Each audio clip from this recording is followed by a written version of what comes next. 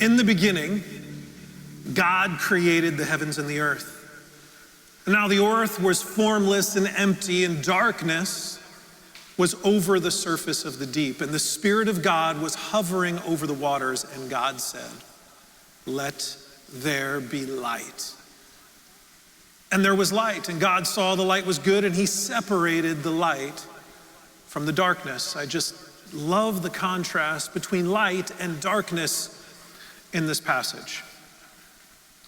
When you see this word, darkness, what is it that you think about?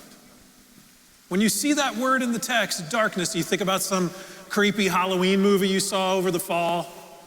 Or maybe you think about, does this bring you back to your childhood when you hear that word dark or darkness, where your parents would ask you to go into the basement to that extra fridge that was down there and go get something and bring it up?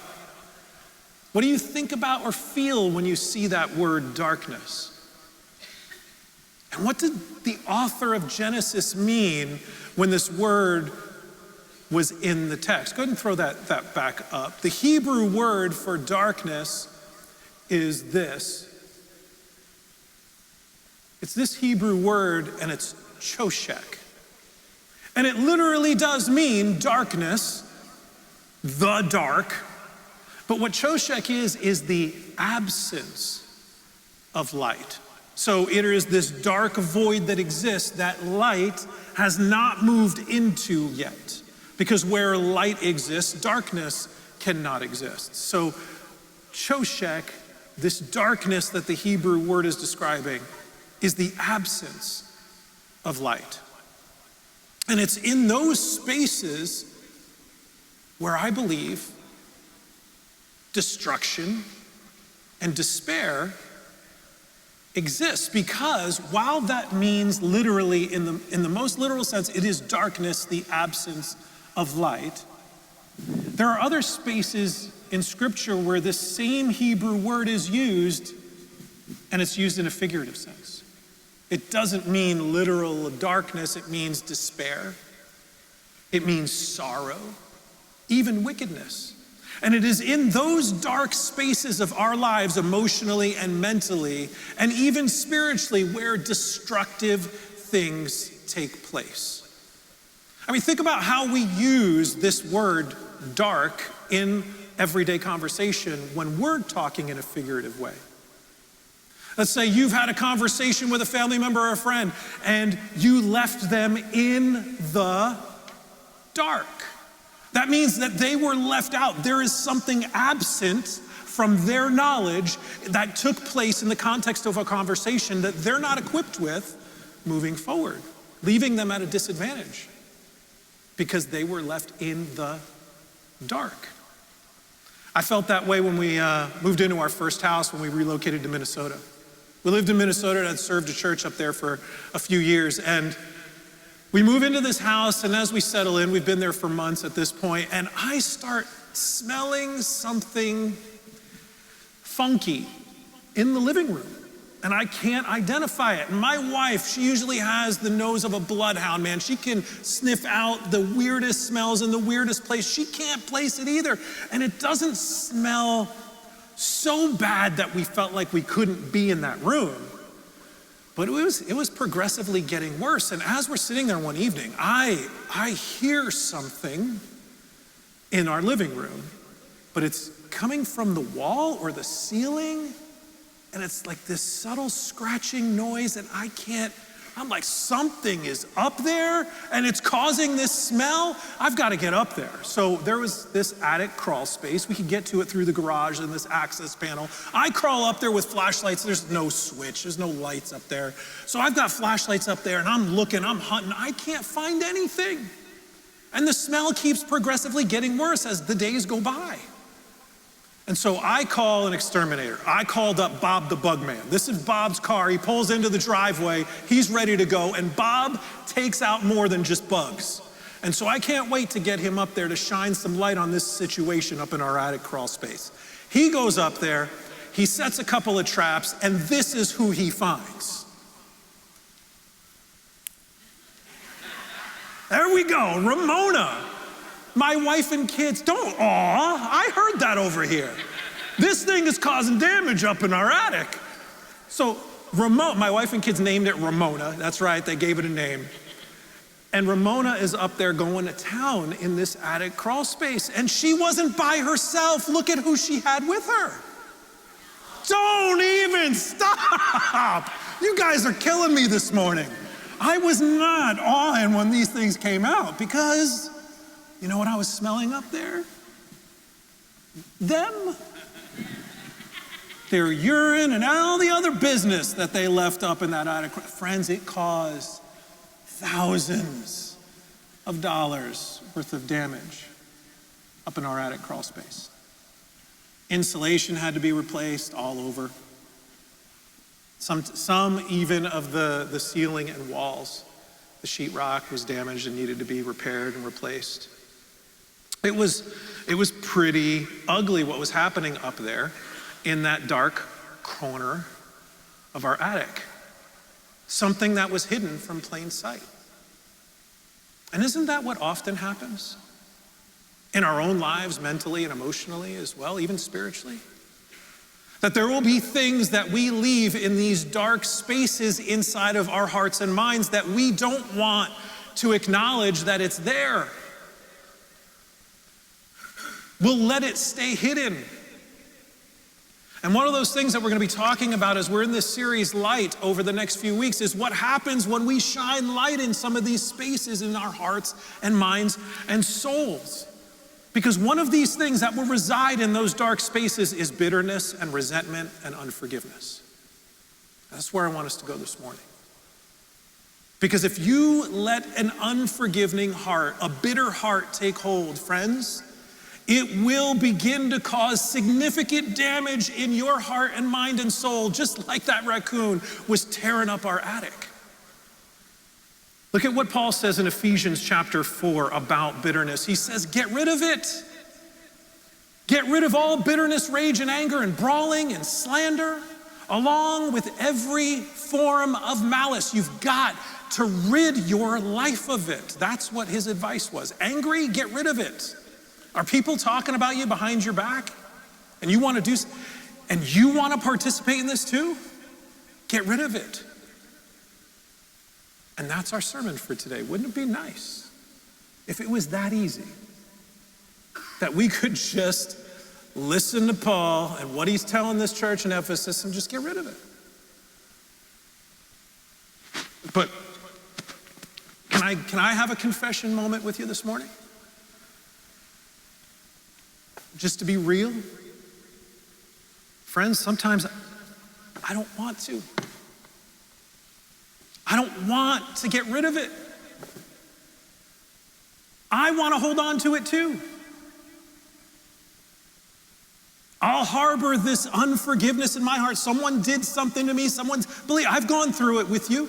We've all gone through it where we're hurt by something that someone says, something that someone does, something that they don't do, something that they don't respond to.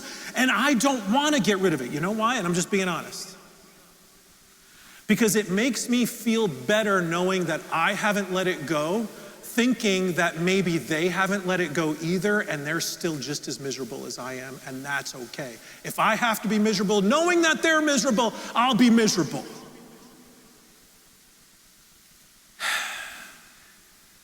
And it's only made my life more difficult. You know why? Because when we allow ourselves to exist in that space, you know what happens to us? That becomes the norm. That becomes the way that we negotiate challenges in all of our relationships. We carry that bitterness over from this relationship. The next time we have a difficulty and someone's not responding or doing what we want them to do, or doing something we don't want them to do, and it hurts us, we take what we did here and apply it here, thinking that this works, and it doesn't. It only makes things worse, friends. It just continues to hurt us and hurt others unnecessarily. And that's why we have to shine a light into that dark space of our emotional, mental, spiritual attic and root these things out and get rid of it, because it just causes more and more damage. That's why Paul says get rid of it. And you know what he says next? Look at verse 32. Throw that up here. He says this next: be kind. This is how you begin. Be kind and compassionate to one another, forgiving each other. Just as in Christ. He's saying just as in through Jesus, God forgave you. C.S. Lewis put it this way. I love the way he put it. He said, to be a Christian, you call yourself a Christian, to be a Christian, it means to forgive the inexcusable. Because God forgave the inexcusable in you. And you know what? He lived it out. He lived it out even as they were killing him. That's how important this was to Jesus to demonstrate. And you guys have seen what I'm about to show you. You've seen it every Easter. We talk about what happened during the crucifixion. Go ahead and throw that passage from the Gospel of Luke up here. It says, two other men, this is as the crucifixion is about to happen. Two other men, both criminals, they were also led out with him to be executed. This is Jesus. They're led out with Jesus. And when they came to the place called the Skull, there was actually a hill that looks like a skull. Those of you who are going with Brian and Lisa to Jerusalem, you're probably going to see this. And they crucified him there, along with the criminals, one on his right, the other on his left. And during that moment, as he's hanging on the cross, he says, Father, forgive them. They just don't know. They don't know what they're doing. And then they divide up his clothes as they cast lots. So today, what Jesus makes look so simple, I want us to talk about how. It's one thing just to say, we got to get rid of these things, we got to get rid of this darkness in our mind, but how do we actually release the bitterness that we feel and go about forgiving? How does that happen? That's what I want us to talk about today. 4 steps. We have an acrostic that we're going to throw up. REAL. There are 4 steps to real forgiveness and to really release it. Real forgiveness starts here. R, recognize your injury. Identify it. Recognize the source of that pain. Recognize that pain point, that soreness, that difficulty that you feel. Where exactly, and be specific.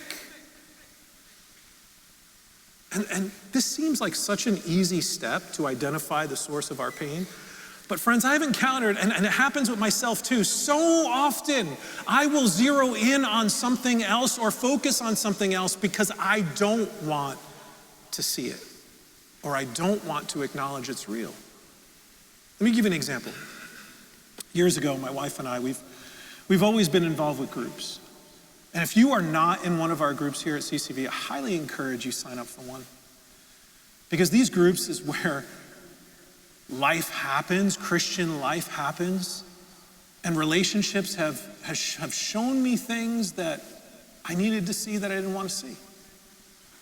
And so while my wife and I are in this one group, we're leading in a group for single young adults at this point.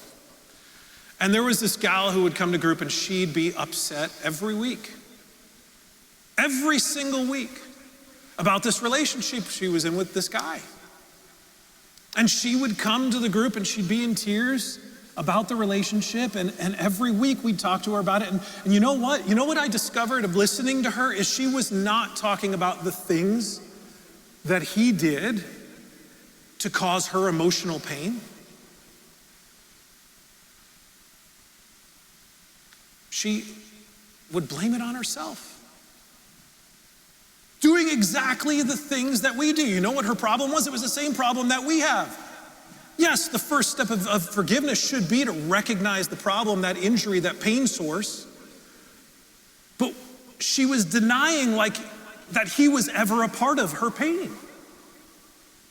And we do the same thing. We deny that an injury, emotional pain, a mental source of pain, and whatever it happens to be, even physical, people will fail to recognize the source of that pain. And they'll start, we will do it, we'll start making excuses for that person. Until finally we'll go about blaming ourselves. And that's why this is the first step. You've got to be specific and recognize that injury, that source of pain. Do you know Jesus did this as well? You know how we looked at that part of scripture in the Gospel of Luke where he forgave them hanging in the cross as they are inflicting the pain. He acknowledged it before he even went to the cross. Let me show you. Just a little bit earlier, Luke chapter 22. This is during the Last Supper. He's sharing the Last Supper with his disciples, and look at what he says. I've eagerly desired to eat this meal with you, this Passover. I was looking forward to it before I suffer. He's moving forward knowing he's going to be significantly hurt. He recognized the injury. Because he had this divine foresight, he knew it was going to happen and is acknowledging it before it even happens. And that's why it's important for us to recognize the source of our pain. And then the second thing after R is E, express your anger. Express how that pain point, that injury makes you feel. You've got to express it. You might be thinking, well, hang on a second. I thought, isn't anger in that list, the 7 deadly sins? Aren't you telling me to sin if you're telling me to express my anger? Yes, anger can be sin, but it's not sin in and of itself. Listen to how anger in its expression could be complicated. There's an author, his name is Frederick Buechner. He wrote this book called Wishful Thinking, and he says this about anger. He says, of the 7 deadly sins, anger is possibly the most fun. To lick your wounds and smack your lips over grievances long past. To roll over the tongue, the prospect of bitter conversations still to come, to savor the fat's toothsome morsel, both the pain you are given and the pain you are going to give back. In many ways, it's a feast fit for a king. The chief drawback, though, is what you're wolfing down is yourself. The skeleton at the feast, he says, is you. Yes, anger can become sin. But Paul even acknowledged this in Ephesians 4. He says, in your anger, do not sin. What is anger? Is a God-given emotion that's a response to some sort of sensory input. It is a normal, real, authentic human emotion that oftentimes can even protect us. It's what we do in response to the anger that we feel that can turn sinful. And what I would encourage you to do is, and we're all different. We have to manage this emotion in different ways. Maybe to express your anger in a healthy way as a part of this process, maybe you need to write it. Or I know many of you are afraid of confrontation.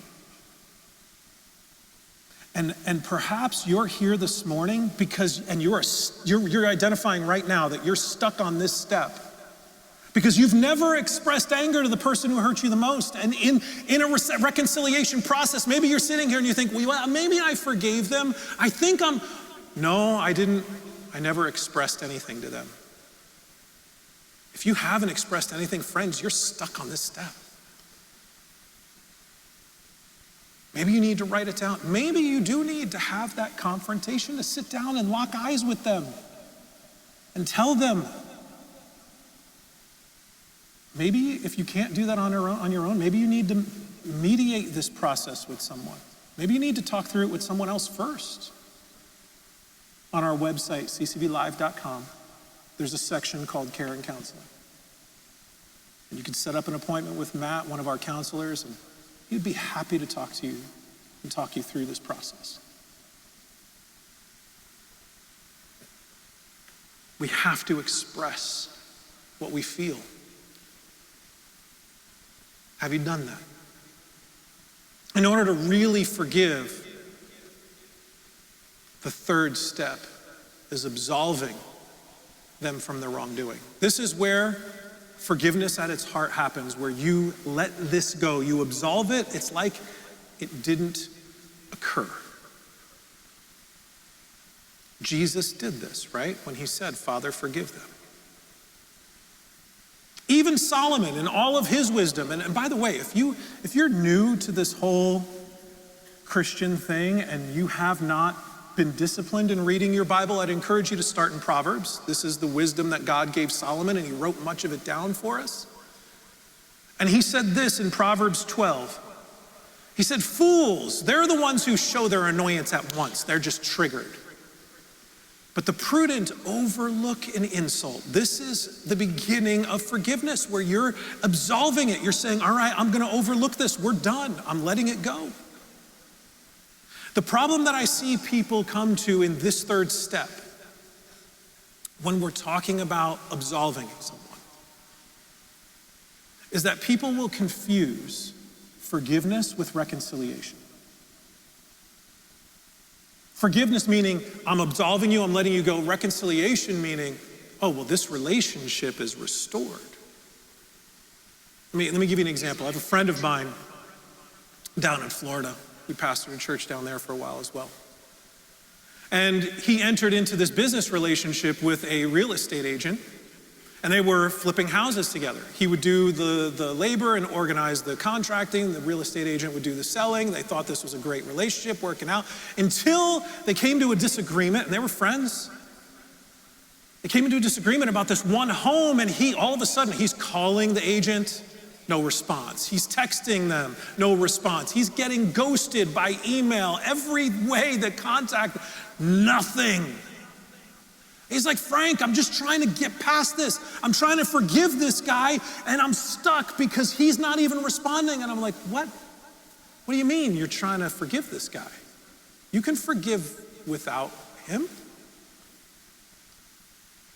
See, there's a difference between these two things. And you need to get this clear before you leave today. Go ahead and throw this up. Forgiveness versus reconciliation is this. Forgiveness I can do on my own. I don't need them at all in order to forgive them. Now, do I want to communicate with them? Yes, in this process I'm going to express my anger, but I'm also going to absolve them from it. But do I need the relationship to be restored? That would be nice. Reconciliation, even the scriptures tell us that whenever it's possible, absolutely we should move towards reconciliation, but it's not a requirement.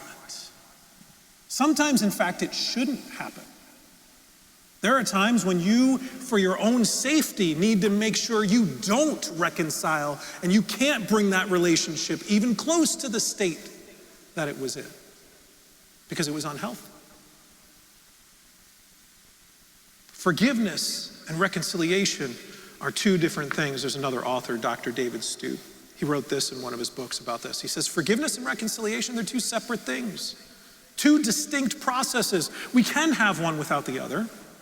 Working through this process of forgiveness is absolutely essential to our personal well-being. Reconciliation is immensely valuable, and it could be and should be pursued, but sometimes it's just not possible. We've got to absolve people of their wrongdoing. The last step, and I don't want you to overlook this, to move towards real forgiveness, you have got to listen to your heart. You've got to stop at the end of this process and do a gut check and be honest with yourself. Because the only thing worse than not forgiving someone is offering some kind of fake substitute. There is no such thing as fake forgiveness. You either offer it or you don't. And so don't be superficial about it. That's why we've got to do this heart check, this gut check, and look into our souls. Because if you've taken this step and you've gone through this process and you're saying, all right, I'm at step 3, I'm absolving them. I forgive you, it's over. If you're there and you're about to do this gut check, you listen to your heart and you still want them to hurt, then friends, you haven't forgiven them. If you still want to retaliate and are coming up with schemes to do so, friends, you haven't forgiven them. You've got to do this heart check. And again, Solomon talks about how important that heart check is and knowing the condition of your heart. Look at what he says in Proverbs. Go ahead and throw this up. He says, above all else, guard your heart. Why? Because everything you do flows from it. If you have bitterness and resentment and unforgiveness still hanging out in your heart, in your soul, in your mind, I'm sorry to tell you, you haven't let this go. You haven't forgiven them. We have to be honest with ourselves in order to move forward in a healthy way. And you may just have realized right now here this morning that you haven't forgiven someone in your life that you need to forgive. And maybe today you're ready to step into the light from the darkness and to shine light on this part of yourself. Because when you bring Jesus into the picture, it says, the scriptures tell us that Jesus is the light of the world. And when he's going to reside with you in your soul, in your heart, in your mind, the light is going to be present. Listen to 1 John chapter 1. It says, this is the message we have heard from him and declare to you, that God is light. And in him there is no darkness at all. And if we claim to have fellowship with him, yet we walk in the darkness and we lie, we do not live out the truth. But if we walk in the light as he is in the light, then we have fellowship with him and with one another. Do you see that? There is a fellowship, a relationship that can exist when you invite Jesus into this process. Are you ready to walk into the light